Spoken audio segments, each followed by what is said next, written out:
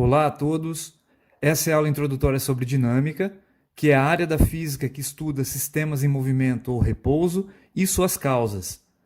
Nessa aula vou apresentar conceitos fundamentais que serão utilizados depois em diversas outras áreas da física e das ciências. A ideia aqui é abordar os tópicos de maneira simples e direta, com uma introdução mais teórica do ponto de vista da mecânica clássica e passar gradativamente para as aplicações e exercícios. Didaticamente, a gente divide a física em áreas. O que vamos aprender nesse conteúdo está dentro da física clássica, iniciada por Isaac Newton no final dos anos 1600. E aqui temos a mecânica clássica, que é a grande área da física que estuda o movimento dos corpos.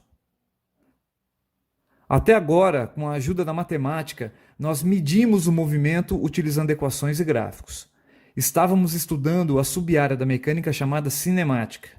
Nela, calculamos a trajetória dos corpos, o quão rápido eles caminham, o valor de suas acelerações, etc. Nós fizemos tudo isso sem nos importarmos com o que está gerando ou modificando o movimento.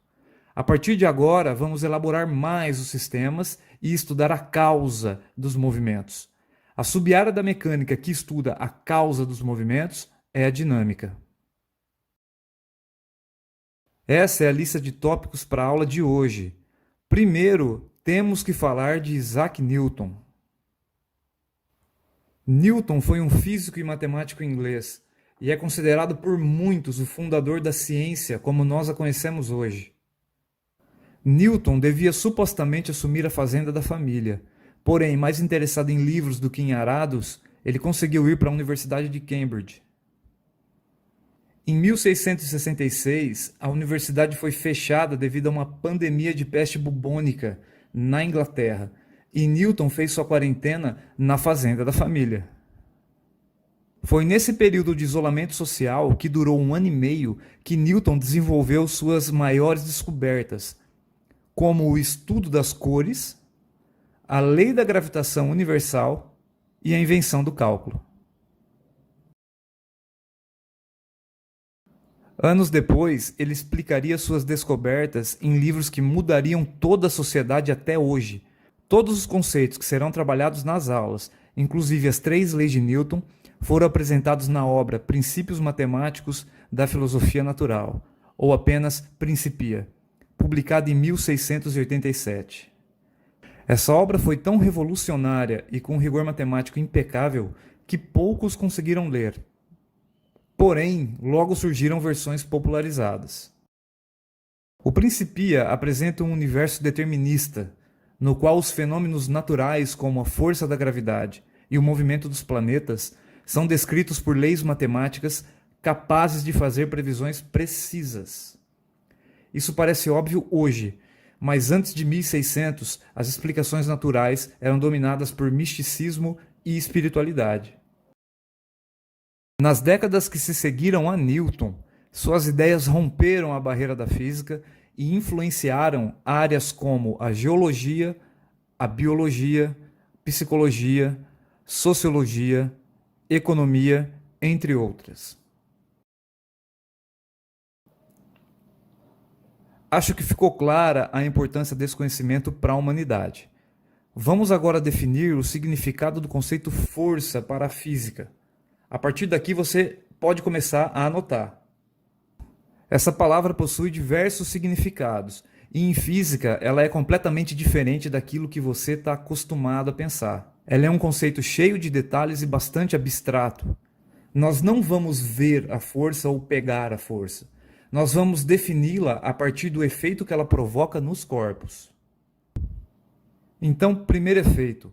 Força é tudo aquilo capaz de gerar aceleração num corpo em que atua.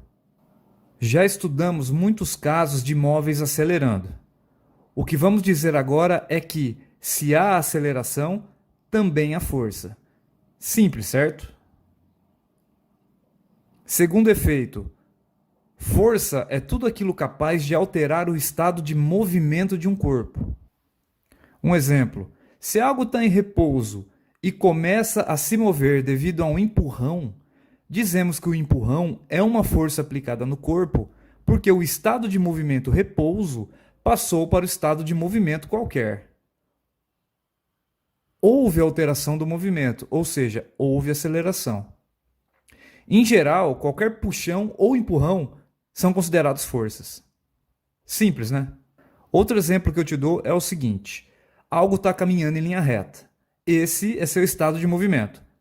Se por um acaso a sua trajetória mudar, isso significa que uma força começou a atuar e, por consequência, o estado de movimento mudou para um movimento qualquer. Isso indica que houve aceleração. E fica a dica: qualquer trajetória curva indica que uma força está atuando. Perceba que se ninguém aplica força sobre objetos em repouso, eles vão continuar em repouso para sempre. Menos óbvio é o seguinte: se ninguém empurrar ou puxar um corpo que já está se movendo em linha reta, ele vai continuar em linha reta para sempre. Vamos voltar a isso mais tarde. O terceiro efeito da força sobre um corpo é a deformação que ela pode causar. É possível que ao empurrar ou puxar um objeto maleável, ele se deforme. Isso indica que uma força está sendo aplicada nesse objeto. A gente vai detalhar a deformação nos corpos em outras aulas.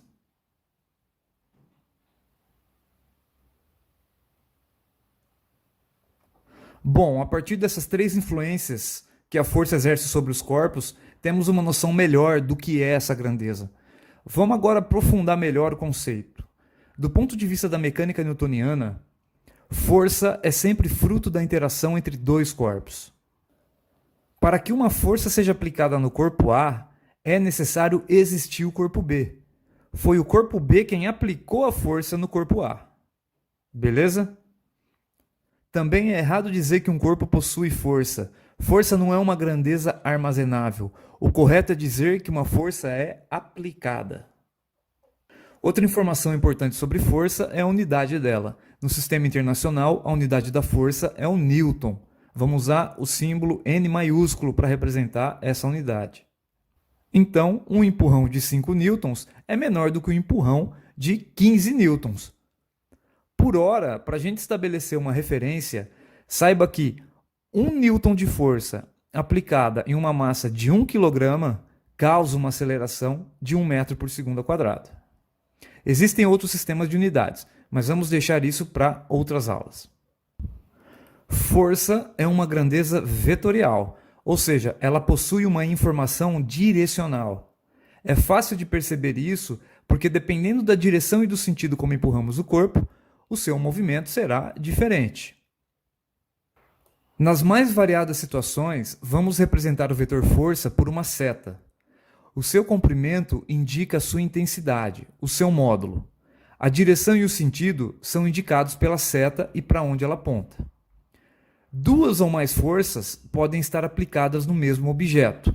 Não vamos nos esquecer, da força de atrito, por exemplo. Muito menos da força da gravidade, querido? Em mecânica, as forças são divididas em dois grupos. Existem as forças de contato, que só atuam quando há contato entre os corpos, e nessa categoria estão todas as forças de empurrão e puxão que você consegue imaginar. Aqui, os corpos só se comunicam por contato.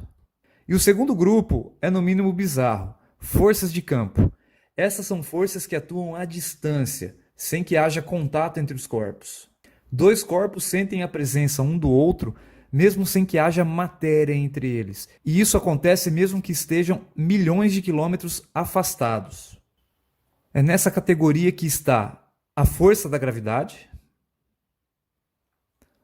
Nessa categoria também temos a força magnética. Quem já brincou com ímã sabe do que eu estou falando.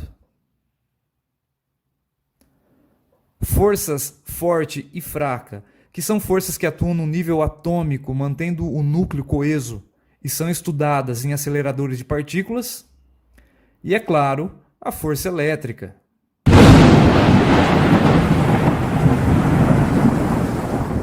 Certifique-se de que você entendeu direito o conceito de força, porque a gente vai falar agora da força resultante, que é uma conclusão direta da matemática de vetores. Por ser um vetor, a força pode ser decomposta em suas componentes sobre os eixos x e y. A partir do ângulo com o eixo x, a gente pode descobrir o módulo dessas componentes. Além disso, a gente pode realizar todas as operações de vetores que vimos algumas aulas atrás, inclusive a soma de vetores. Suponha que várias forças estejam aplicadas sobre um corpo. Realizamos a soma vetorial de todas essas forças e encontramos o que chamamos de força resultante. O mais importante aqui é que a gente pode substituir todos os vetores forças pelo vetor força resultante apenas, e o efeito sobre o corpo será o mesmo. É muito importante a gente saber calcular a força resultante porque é ela quem aparece nas leis de Newton. O último conceito que eu vou apresentar para vocês é o conceito de equilíbrio, e também é bem fácil de entendê-lo. Dizemos que um corpo ou sistema está em equilíbrio quando a força resultante sobre ele é zero. Isso pode acontecer quando não há forças sobre o corpo, ou quando há forças sobre o corpo e a soma de todas elas, coincidentemente, resulta em zero.